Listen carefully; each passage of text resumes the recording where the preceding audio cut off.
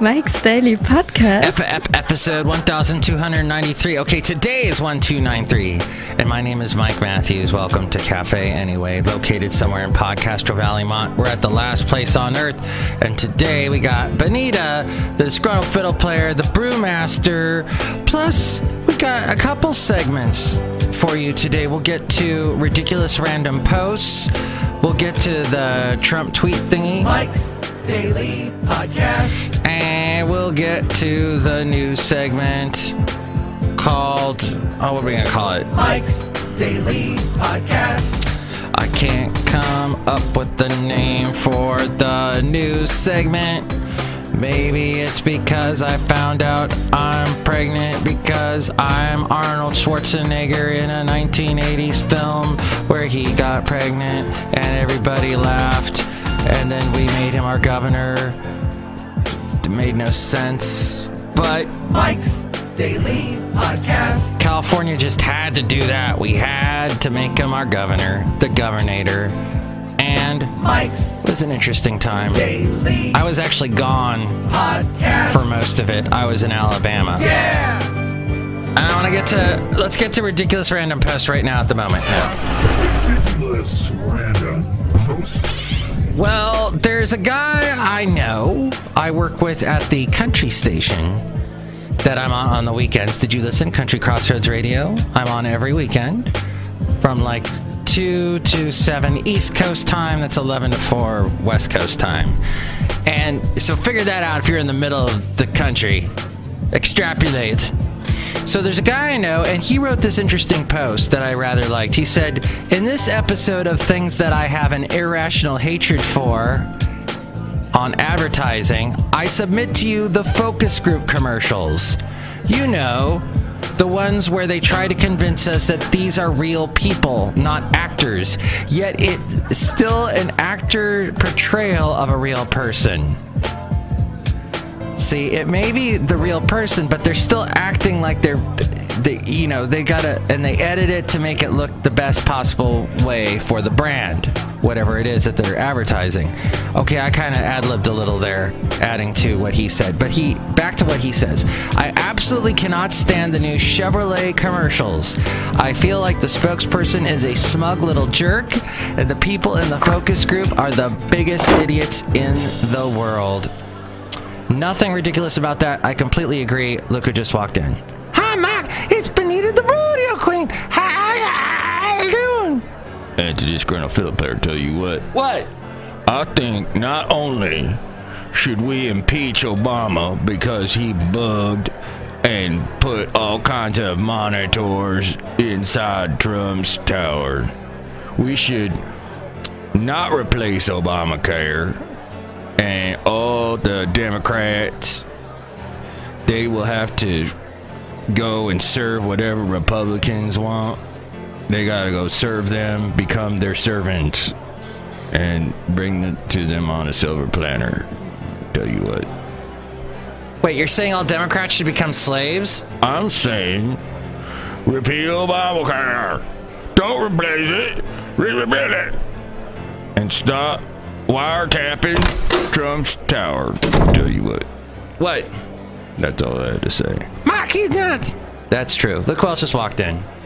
Hello, Mike. I make the root beer and the brewmaster. Oh boy, have some delicious root beer. Thank you. I need some. I still don't know what we're going to do with the news segment. We'll just call it the Mike tip. How about that? We'll do the Mike tip. I have to tell you, Mike tip. I can see why dog owners' rights are going away. Because I saw something I did not like. I was in an area of the Bay Area where you're not supposed to have your dog off leash, and these people had their dog off leash, and it made no sense. It's dangerous for the dog. We have some great places in the Bay Area where you can have the dog off leash, and it says so. There are some rules involved, but I'm just really getting upset with people just thinking that they can just have their dog off leash wherever, whenever. That's wrong. Now, I know maybe that's a little libertarian to have the feel you have that freedom, to let my dog have that freedom. But still, you're being very dangerous. And you're endangering other people. And Basil the boxer's not happy. Listen to him. Just upset as all get-go. Yeah, so those fake group commercials, I don't like them at all. I am slightly attracted to some of the women that they have in those fake group commercials, especially the Chevy one that this random poster was saying. I agree with there was the one girl on that. I was just, what the wow.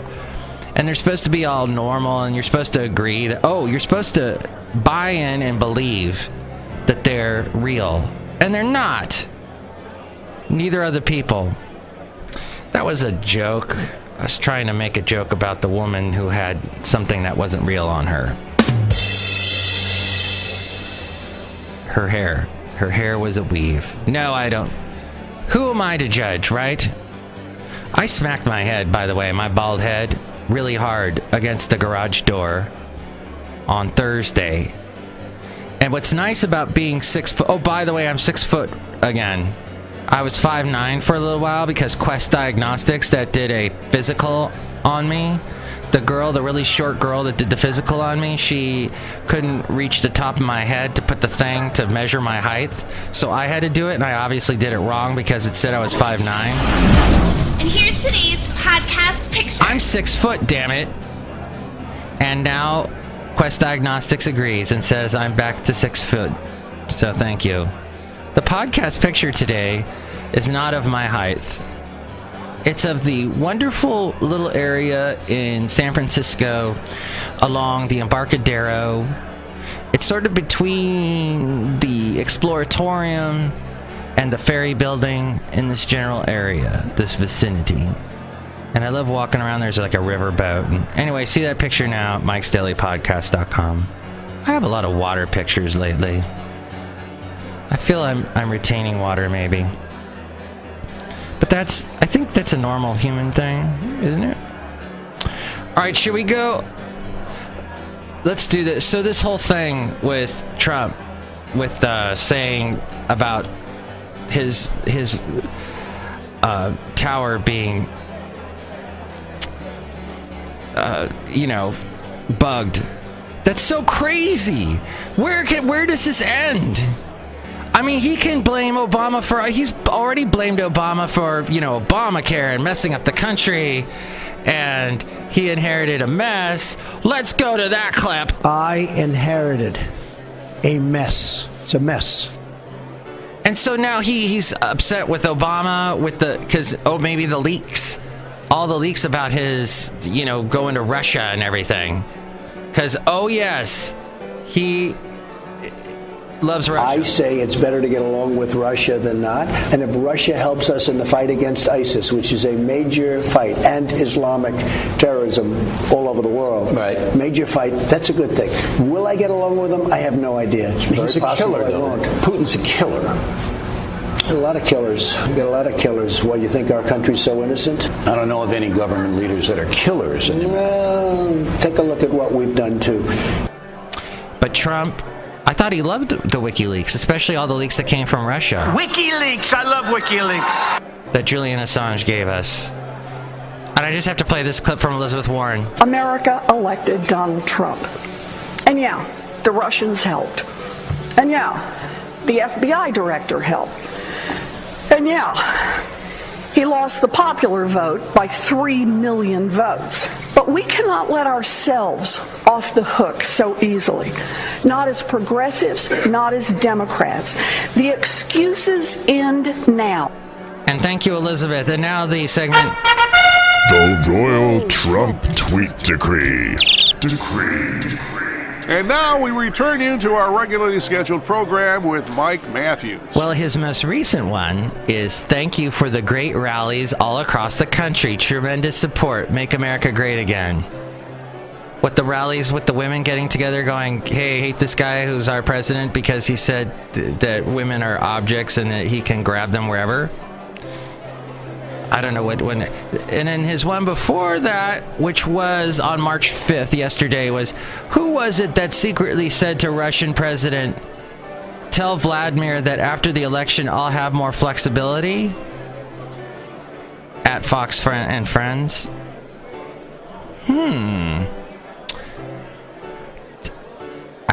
What? My brain just split in two. I don't quite understand that one. Here's another one. Is it true the DNC would not allow the FBI access to check server or other equipment after learning it was hacked? Can that be possible? Did the DNC, well, I guess if the DNC maybe, I don't know. I can't fact check that at the moment because I'm reading this next tweet. It's a quaint tweet. It's a tweet. Arnold Schwarzenegger, back to him. Arnold's back in my show. Is it involuntarily leaving The Apprentice? He was fired by his bad, pathetic ratings, not by me. Sad end to great show. Boy, was he obsessed with that, Mr. Trump, our president. And here we go. Okay, here's the big one. This is all in caps because even Twitter knew that this was a big one. Hey, I've got a Twitter sound effect. There you go. How low has President Obama gone to tap my phones during the very secret election process? This is Nixon/Watergate. Bad or sick guy. And that's what caused it all. He said just before that, I'd bet a good lawyer could make a great case out of the fact that President Obama was tapping my phones in October, just prior to election. And I guess he did. Oh, so there's basically a gazillion of these. It all started right after he talked about the first meeting Jeff Sessions had with the Russian ambassador was set up by the Obama administration under education program for 100 AMBs. So you would think as president, he could make Twitter give him more than 140 characters. Terrible. Oh, this is weird. Terrible. Just found out that Obama had my wires tapped in Trump Tower just before the victory. Nothing found. This is McCarthyism. The man that just called the kettle black. Wow. He is McCarthy. What the? All right. So that he made us and one other here. Is it legal for sitting president to be wiretapping a race for president prior to an election turned down by court earlier? A new low. Said Donald Trump. Wow. This is fascinating. It's just this show is very free form, stream of thought type thing, but when your president's doing it, dang. Free form, stream of thought. Stream of consciousness. Hey, Donald Trump's ties go way low, don't they? When he wears them, they go down to his ding dong. Oh, hey, someone just walked into Café Anyway and rang the doorbell. Hi, Mark, it's me. I went outside for a second. I left my water in the car. You drive? Yeah. How do you think I go get the supplies to make my root beer? Oh, it's frightening. We'll explore that some other show. But let's get to the segment now we do called the Mike Tip. Yo, the Mike Tip. Wow, you have a heart on for her. If you'd like to help out the show, by the way, go to mikesdailypodcast.com. That's the best place to do it because there's all kinds of things there. You can find out where to like the Facebook page, where to email us, where to call us. We have a phone number. We have an Amazon link. You can click on that and buy whatever you want to do. Buy, and that helps us out. You can donate to the show through the PayPal, and you'll become a Mike's Daily Podcaster and get a special personalized MP3 for thee from all the Café Anyway characters. You can check out our Twitter feed and our Facebook feed and the fantastic... You can stroll through the amazing Mike's Daily Podcast Picture Gallery and see some of the amazing past podcast pictures. Now, it began at 6 p.m. Thursday evening as a conspiratorial rant on Conservative Talk Radio went as thus. President Barack Obama had used the, quote, instrumentalities of the federal government to wiretap the Republicans seeking to succeed him. This is the big scandal, said Mark Levine. By Friday morning, the unsubstantiated allegation of a fevered mind that belongs to Mark Levine, or Levin, had been picked up by Breitbart News, whose very close confidant and man behind the scenes, dude, Stephen Bannon is behind the scenes at our very own White House now. The site Breitbart News, the site once headed by President Trump's chief strategist, Stephen K. Bannon, less than 24 hours later, this according to the New York Times, the president embraced the conspiracy in a series of Twitter posts, accusing of his predecessor of spying on him, setting in motion the latest head-spinning, did he really say that, furor of Mr. Trump's 6-week-old presidency. Previous presidents usually measured their words to avoid a media feeding frenzy, but Mr. Trump showed again over the weekend that he feeds off the frenzy, uninhibited by the traditional protocols of his office. Yes, there are traditional protocols. Knock, knock. Mr. Trump, did you know that there are traditional protocols that you need to follow? Wrong. Well, what would happen if I didn't follow the protocols and I was president? Because you'd be in jail. I'd be in jail? Would you put me in jail? I will tell you at the time. I'll keep you in suspense. To his adversaries, he makes the most incendiary assertions based on shreds of suspicion. He does so without consulting some of his most senior aides or even agencies of his own government that might have contrary information. After setting off a public firestorm with no proof, he then calls for an investigation to find the missing evidence.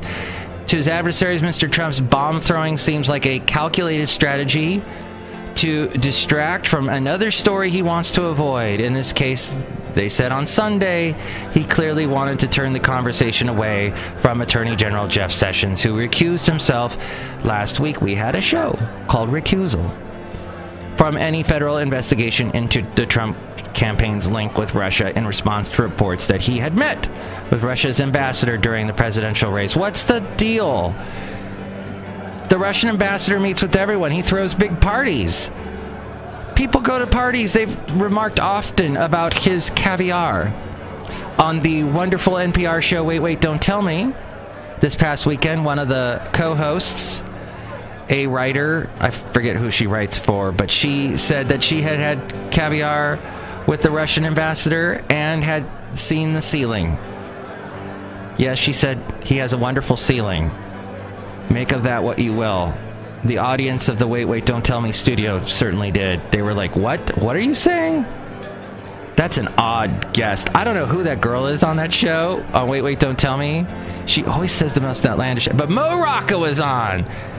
And Mo Rocca. I have such a man crush on Mo Rocca. The dude, look up Mo Rocca. He's hilarious. So President Donald Trump's newest pivot might be his way to divert attention from his own Russian troubles by leveling a Watergate-level conspiracy allegation at former President Barack Obama. But his latest assertion that Obama ordered illegal surveillance of Trump Tower during the 2016 election, tweeted without evidence, could build and get the president into some legal hot water, which he is no stranger to. Although the law provides a great deal of leeway for political speech, that protection is not all-encompassing, and because of the way Trump has leveled unsubstantiated accusations at Obama, he may have libeled his predecessor, according to NBC News.